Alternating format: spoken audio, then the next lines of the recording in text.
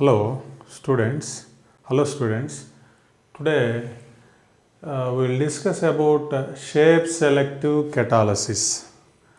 Shape selective catalysis. Zeolites shows shape selective catalysis. First of all, what are zeolites we will see. Okay. Here this is the structure of silica. Structure of silica. We know silica is a three-dimensional network solid. It is one type of silicate. Silica is a one type of silicate, three-dimensional silicate, otherwise tectosilicate. Okay. In the structure of silica, silicon is tetrahedrally surrounded by 4 oxygen atoms. Moreover, SiO-Si bonds will be there. SiO-Si bonds will be there. Here in silica, each silicon atom is tetrahedrally surrounded by 4 oxygen atoms.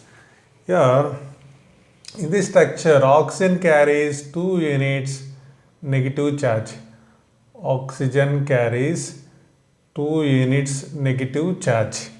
Oxygen carries 2 units negative charge, whereas silicon carries 4 units positive charge. 4 units positive charge. Here, this oxygen is common for these 2 silicon atoms. Here also 4 units positive charge is there. So, this 2 units negative charge is neutralized by both silicon atoms. This 2 units negative charge is neutralized by both silicon atoms. Each silicon atom neutralizes 1 unit negative charge on oxygen atom. Therefore, 1 unit negative charge is neutralized by this silicon atom. Remaining 1 unit negative charge is neutralized by this silicon atom.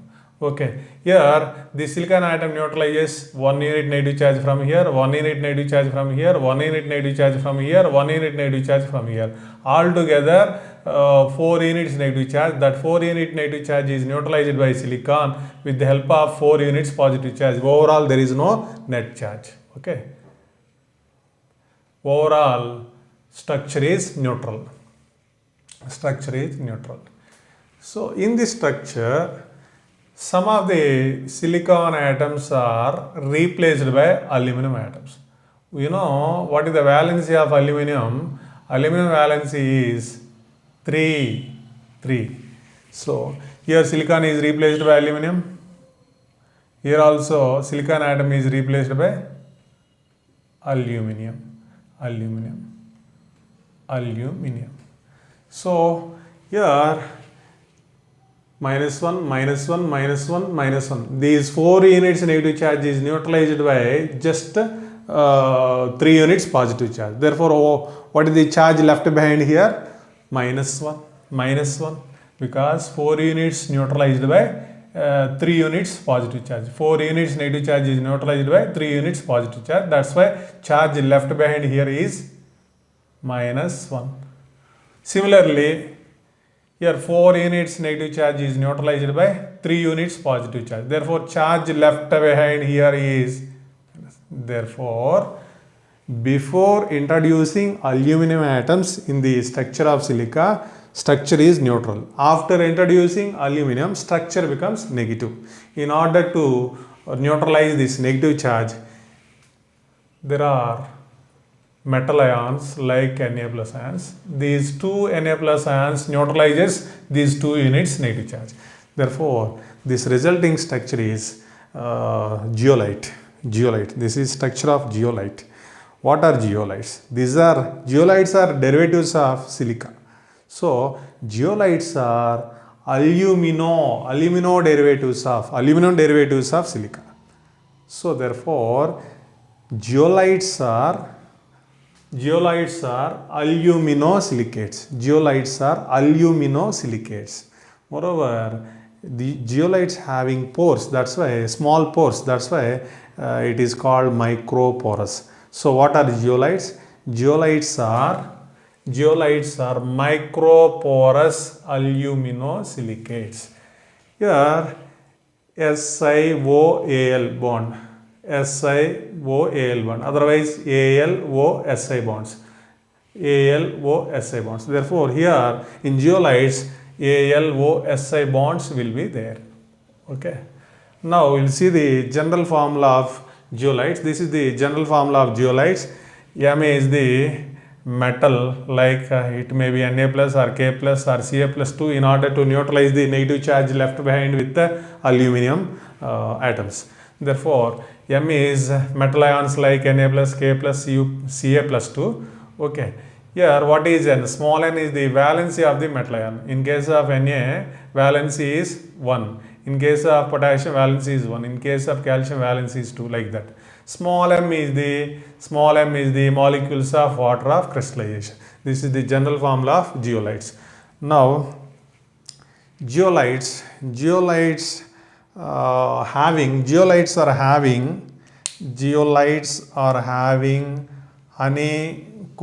structures.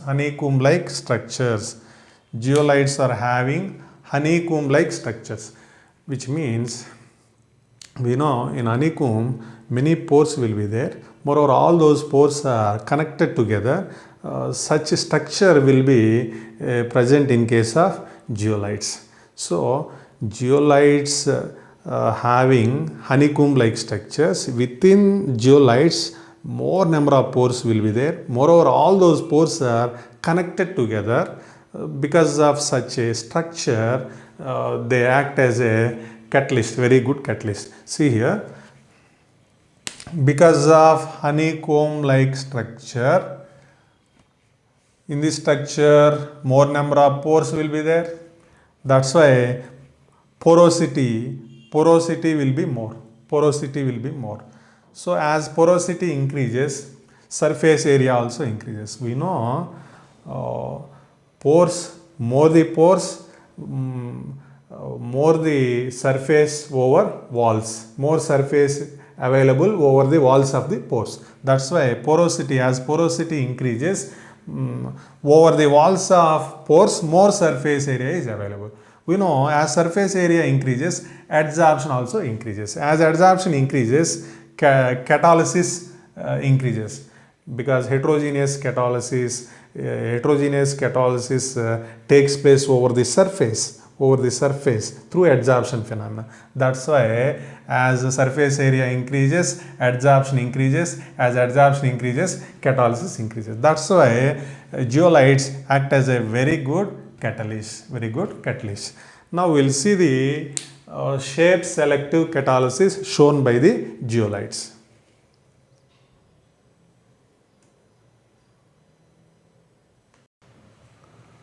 Now come to shape selective catalysis. Now we will see the meaning of shape selective catalysis. So here this is zeolite. Zeolites are having honeycomb-like structure. Here these are the pores. So here this is the size of the pores. So here pore size should be lies in between 260 to 740 picometer. Usually in zeolite, pore size lies in between these two range. Okay. Now here catalysis shown by zeolite is an example for heterogeneous catalysis. Catalysis that takes place in case of zeolites is heterogeneous catalysis. What happens in heterogeneous catalysis? We know in heterogeneous catalysis, first of all, reactant molecules are approaches towards catalyst. Here zeolite act as a catalyst. Then reactant molecules adsorbed over the surface of the catalyst. Later chemical reaction takes place over catalyst surface. Then reactant converts into product. After formation of product, that product leaves the surface of catalyst and dissolved, completely removed out. Okay, this is the process happening during heterogeneous catalysis. Already we discussed mechanism of heterogeneous catalysis about this. Okay, here see, usually the pore size of zeolite catalyst lies in between 260 and 740 picometers. Okay, here reactant molecule whose size lies in between this range is able to enter into zeolite and gets adsorbed over the walls of the pores. There chemical reaction takes place. After chemical reaction, reactant molecule converted into product. Later that product detached from the walls of the pores and coming out of the zeolite. So once reactant entered into the zeolite means later it comes out as a product. Therefore, in this way, chemical reaction takes place over the surface of zeolite. Especially here, catalysis takes place over the walls of the pores. Okay, here all reactant molecules, see here, all reactant molecules cannot enter into this zeolite. Why? Because reactant molecules whose size lies in between this range, those are able to enter into the zeolite. Other reactant molecules cannot enter into the zeolite. Therefore, here adsorption in case of zeolite is selectively. Zeolite can catalyze chemical reactions selectively. Zeolite catalyzes some chemical reactions only, but not all chemical reactions. That's why catalysis shown by zeolite is highly selective. So why? Because here the pore size deciding whether chemical reaction, whether reactant molecule is able to enter inside or not, that decided by the size of the pore. That's why here catalysis that takes place in case of zeolite is highly selective. Here important point, catalysis depends on the size of pores of the catalyst. Moreover, see here one more thing.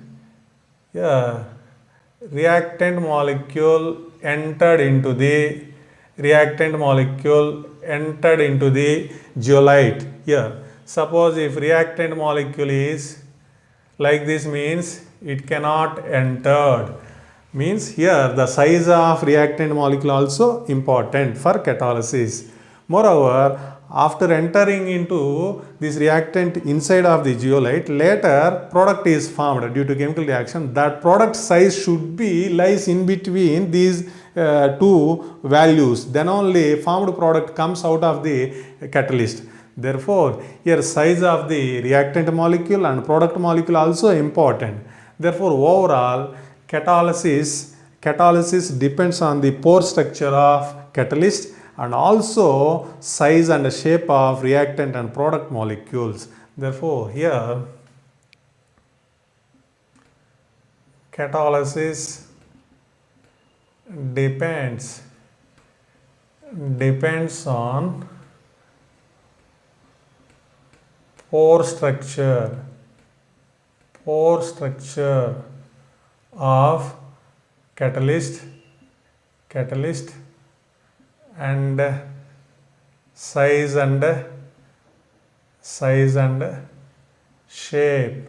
size and shape of reactant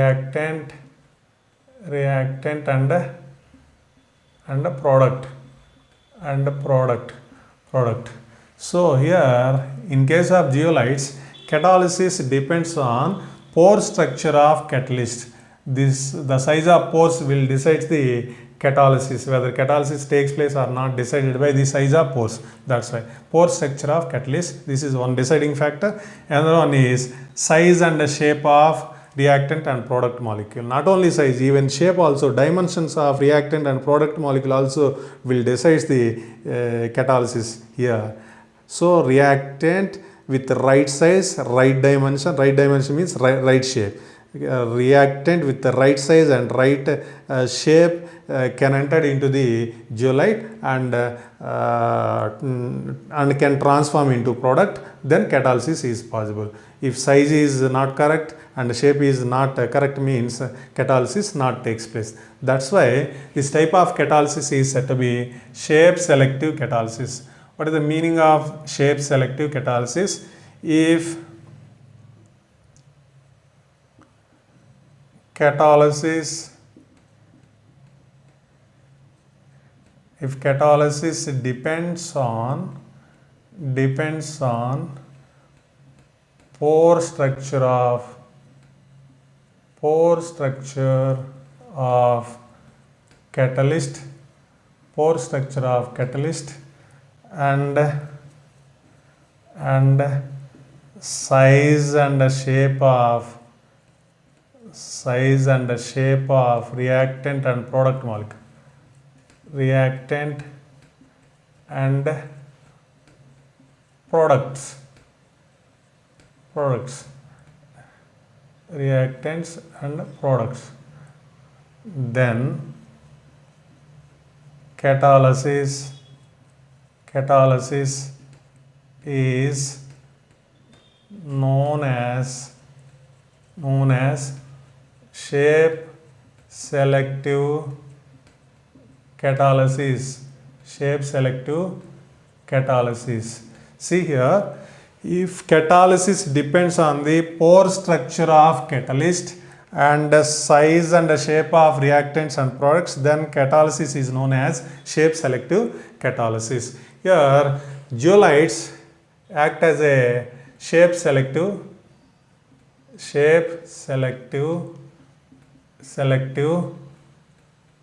catalyst. Zeolites act as a shape selective catalyst. This is due to honeycomb like structure.